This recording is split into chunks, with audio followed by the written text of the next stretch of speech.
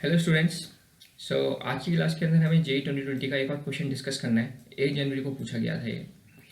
तो क्वेश्चन कहते हैं, according to Hardy Schulze rule, correct order of flocculation value of FeOH होल थ्रेश सॉलिड्स। मतलब आपको हार्डे-सुल्जे रूल का यूज़ करके बताना है कि फ्लैक्चुएशन ऑफ FeOH होल थ्राइस का सबसे अच्छे तरीके से कौन करेगा, फिर कौन करेगा, फिर कौन करेगा। मतलब यहाँ पर आपको ऑप्शन दे रखे हैं, उसमें इलेक्ट्रोलाइट्स का ऑर्डर गिवन है, तो आपको करेक्ट ऑर्डर निकालना है। ठीक है। तो ये क्वेश्चन सरफेस केमिस्ट्री से लिया गया है। सबसे पहली बात, फ्लक्चुएशन का मतलब क्या होता है। फ्लक्चुएशन का मतलब होता है कोगुलेशन। ठीक है, फ्लक्चुएशन का मतलब होता है कोगुलेशन। ये जो जनरल वे में हम लोग इस वर्ड का यूज़ करते हैं, कोगुलेशन, या इसको हम प्रेसिपिटेशन भी कहते हैं। प्रेसिपिटेशन, ठीक है, इसको हम एक और नाम से जानते हैं, इसको हम प्रेसिपिटेशन कहते हैं। ठीक है, तो कोगुलेशन बोलो, प्रेसिपिटेशन बोलो या फ्लक्चुएशन बोलो, बात एक ही है। ठीक है। ये अच्छा, अब सबसे पहले सवाल है कि कोगुलेशन होता क्या है या प्रेसिपिटेशन होता क्या है। तो सपोज आपके पास कोई नेगेटिव सोल होगा, कोई सा भी सोल हो सकता है, it can be negative sol या फिर कोलाइट। कोलाइट बोलो या सोल बोलो, बात एक ही होती है। नेगेटिव सोल होगा या नेगेटिव कोलाइट होगा, इसमें आप क्या डालते हो, इलेक्ट्रोलाइट डालते हो। सपोज मैंने NaCl डाला, ये आपका एक इलेक्ट्रोलाइट है, एक सॉल्ट है, NaCl।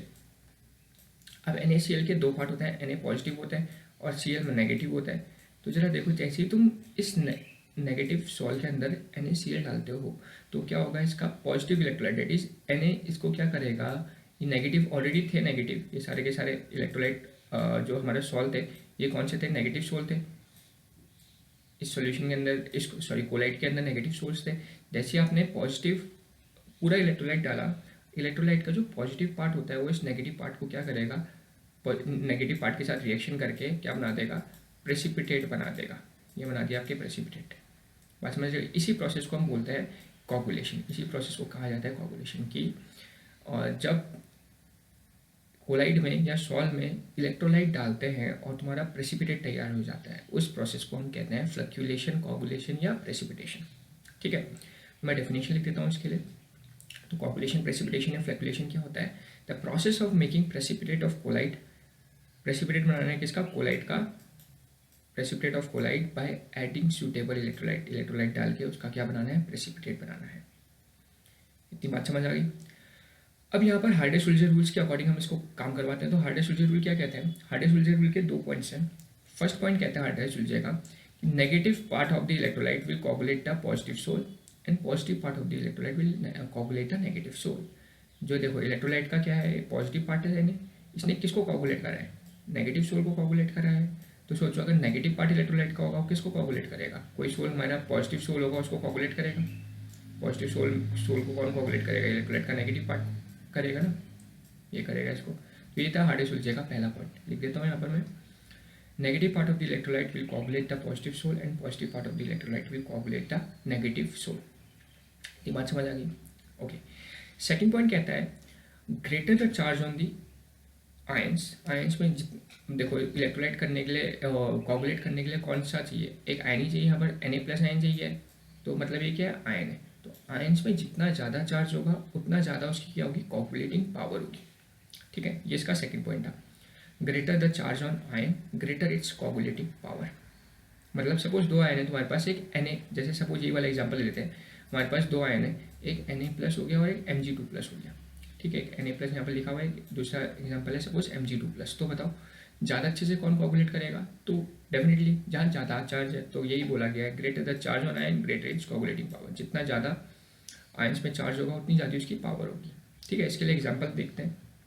तो सपोज नेगेटिव इलेक्ट्रोलाइट्स है, नेगेटिव आयंस है, F- sulphate ion, fluoride ion, sulphate ion, phosphate ion. तो फॉस्फेट आयन में 3- का चार्ज है, सल्फेट में 2- का है और F में क्या है, -1 है। तो डेफिनेटली सबसे इजीली, सबसे अच्छे से कोगुलेट कौन करेगा, तो फॉस्फेट करेगा, क्योंकि इसमें 3- का चार्ज है। आई बात समझ में। ये अकेला तीन पॉजिटिव सोल को कोगुलेट कर देगा, तीन पॉजिटिव सोल्स को कोगुलेट कर देगा। पर इसको 3 पॉजिटिव सोल को कोगुलेट करने के लिए इसके 3 आयंस की ज़रूरत पड़ेगी। तो यही रीज़न है, यही लॉजिक है कि जितना ज़्यादा चार्ज होगा आयंस में उतना ज़्यादा उसकी कोगुलेटिंग पावर होगी। सिमिलरली अगर पॉजिटिव इलेक्ट्रोलाइट्स की बात करते हैं, पॉजिटिव इलेक्ट्रोलाइट में सोडियम, मैग्नीशियम और एल्यूमिनियम है। सोडियम में +1 है, Mg में 2+ और एल्यूमिनियम में 3+ है। तो चार्ज यहाँ पर सबसे ज़्यादा दिख रहा है आपको, तो ये सबसे इजीली क्या करेगा, कोगुलेट करेगा। इसकी पावर सबसे ज़्यादा होगी, कोगुलेटिंग पावर।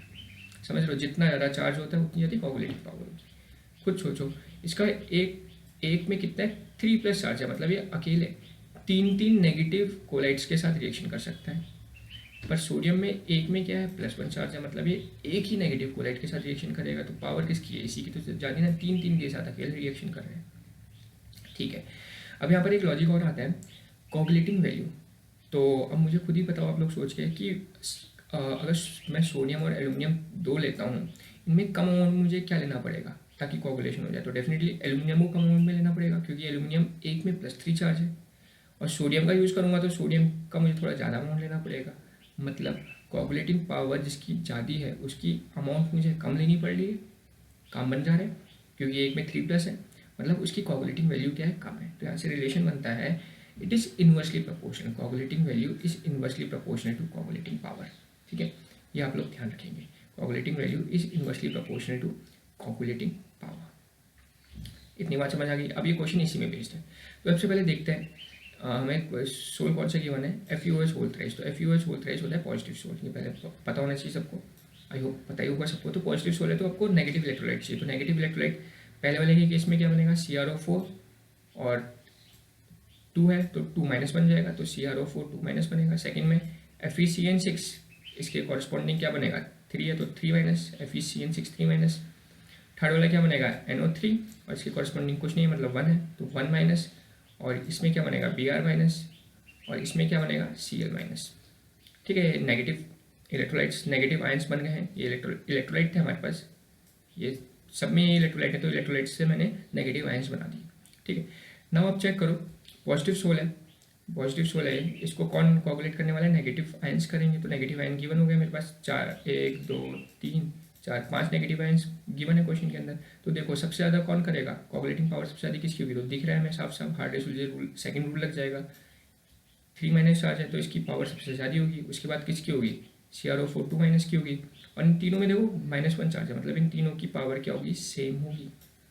तो कोगुलेटिंग पावर का ऑर्डर क्या हो जाएगा, सबसे ज़्यादा K3 FeCN6 की, फिर K2 CrO4 की, और इन तीनों की क्या होगी, सेम होगी।